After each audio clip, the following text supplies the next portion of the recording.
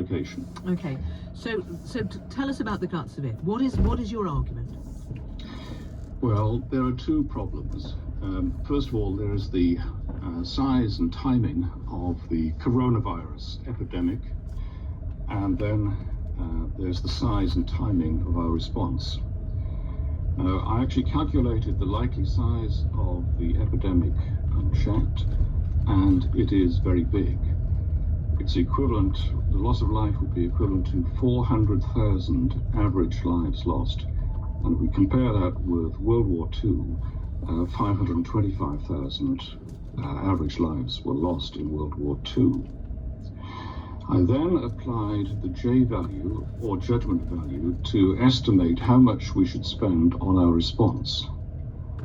And I should explain that the J value is a technique for valuing life that we've developed here at Bristol, and it has two unique properties. First of all, it's objective, and secondly, it's validated. And what it does is weigh up the life years restored against the cost of doing so. As part of the validation exercise, we were able to explain 80% of the variation in life expectancy with GDP per head for 162 nations out of 193 in the UN. And it's based on the relationship we established there that we can say that if the GDP per head in the UK drops by more than about 6.5% for a significant period, we will lose more life than we are restoring. Okay, now can I just get to why? What are the, just briefly, because obviously we cannot go into all the detail, this isn't really the forum for that, but why with a loss of GDP of 6.5% do you lose more than, well, unchecked you're talking about 400,000 lives? Yes, that's correct.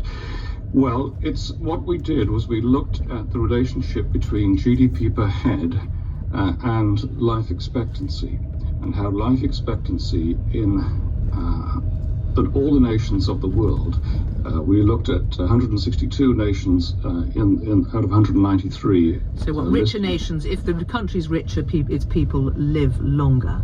Correct. And that's, and what, but so what we can I did, just, which is, sorry, yes, forgive me, because we've literally just got seconds.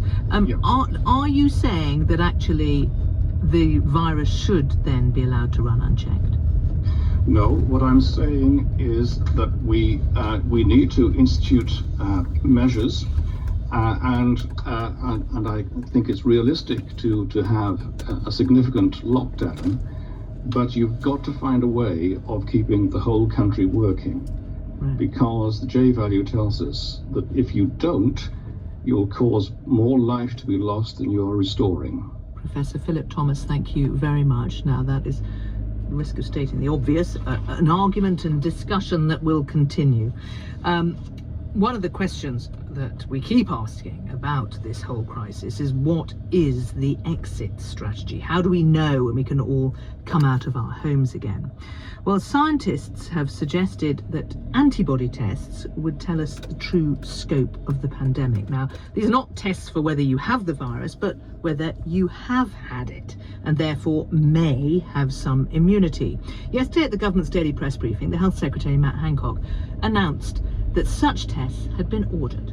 So we've now bought 3.5 million antibody tests. That will allow people to see whether they have had the virus and are immune to it, and then can get back to work. And you might have seen in the Commons earlier, I was sat next to Nadine Dorries, because she now has had coronavirus, and she can and she is for the time being immune to it, because we expect the people not to be able to catch it except in very exceptional circumstances for a second time.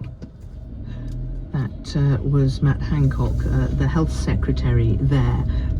We asked obviously for some more information. The Department of Health told us that the test was still in the development stages. So how easy will it be to get these tests out and put them to use in the UK? Simon Clark is Associate Professor in Microbiology at Reading University. Good afternoon. Afternoon, Sarah. What do you know about these tests? I mean, they do exist because not least they exist in other countries. Yeah, so the test that the government is talking about, we don't actually really know, I think, what it will be, but it will be a test to look for the antibodies that you generate to the virus that causes COVID-19. But exactly what antibodies, I don't think they're telling us yet. Okay, so we're short of information about how this will work, and we don't know whether it exists, therefore? Yeah, we don't know, it hasn't been validated. We don't know we don't know anything about it, really. We're being told that there is this test, but what is it? Well, talk us through the theory, because such tests do exist for viruses. Yeah, so they antibodies exist for all sorts of things. So they just look in your blood usually to see whether you have the antibody to an infectious agent or a bit of an infectious agent. That actually doesn't tell you whether you're necessarily immune or not.